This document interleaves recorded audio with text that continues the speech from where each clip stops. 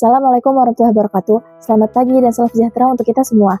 Perkenalkan, kami dari kelompok yang akan memaparkan materi dengan judul Teknik Menulis Laporan Penelitian Berdasarkan Hasil Observasi.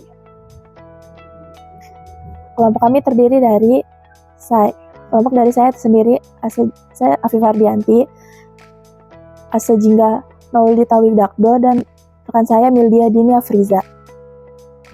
Nah, jadi di sini ada latar belakang. Laporan penelitian adalah bentuk tulisan ilmiah yang disusun dengan mengikuti struktur dan prosedur yang telah disepakati. Bagian penting dari laporan ini adalah latar belakang masalah, yang berfungsi menjelaskan alasan mengapa penelitian ini dilakukan. Namun, banyak penelitian pemula kesulitan menulis latar belakang yang jelas karena seringkali isinya terlalu umum, tidak fokus, atau terlalu jauh dari inti masalah. Padahal, latar belakang harus menjawab pertanyaan. Pertanyaannya seperti, mengapa topik ini penting untuk diteliti? Adapun rumus masalah. Yang pertama, apa tujuan dari penjabaran latar belakang masalah? Yang kedua, apa saja hal yang perlu disajikan dalam latar belakang masalah? Di sini ada tujuan.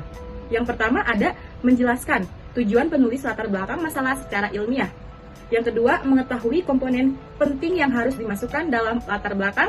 Yang terakhir ada membantu mahasiswa dan penelitian memahami cara menyusun latar belakang yang sistematis dan logis. Selanjutnya akan dibacakan oleh Kak Afifah. Baik, pada bagian ini saya akan menjelaskan tentang komponen penting dalam menyusun latar belakang menurut Ridwan tahun 2004. Pertama, alasan keserahan peneliti terhadap masalah. Ini berarti kita harus menjelaskan mengapa kita merasa masalah ini penting dan perlu diteliti. Kedua, adanya gejala atau kesenjangan nyata di lapangan, misalnya kenyataan yang tidak sesuai dengan harapan atau teori. Ketiga, kita perlu menjelaskan dampak jika masalah dibiarkan, serta manfaat jika masalah tersebut diteliti dan dijelaskan. Keempat, menunjukkan posisi masalah dalam bidang studi, artinya kita harus mengaitkan masalah dengan disiplin ilmu yang kita dalami.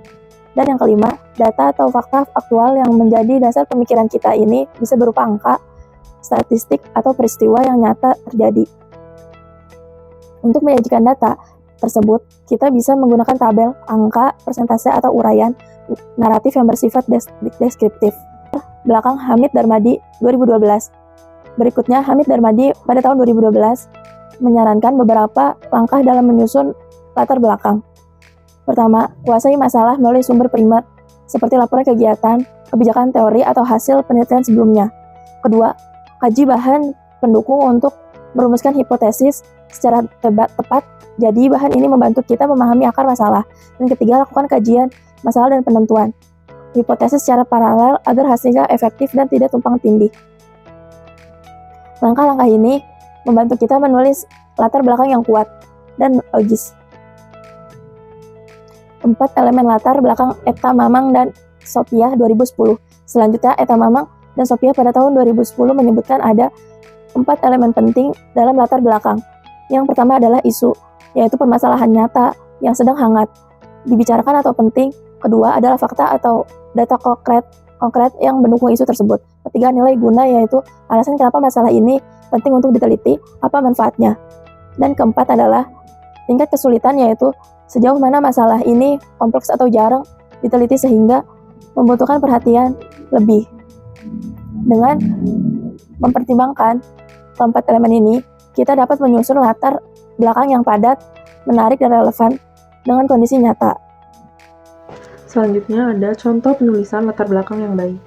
Peneliti harus fokus pada kondisi nyata, bukan pernyataan global yang tidak relevan. Misalnya, dalam meneliti rendahnya hasil belajar bahasa Jepang, peneliti cukup menjelaskan kendala belajar di sekolah, bukan membahas peran UNESCO. Latar belakang harus mengandung harapan ideal versus kenyataan faktual. Uraian kondisi kelas, sikap siswa, dan pengaruh guru secara nyata. Lalu, gunakan bahasa sederhana agar mudah dipahami. Yang terakhir ada kesimpulan. Latar belakang penting untuk menjelaskan mengapa penelitian dilakukan. Yang kedua, harus berisi gejala nyata, kerugian jika diabaikan, dan manfaat jika diteliti. Yang ketiga, disusun secara runtut, logis, dan tajam. Yang keempat, diperkuat dengan data dan posisi masalah dalam bidang keilmuan.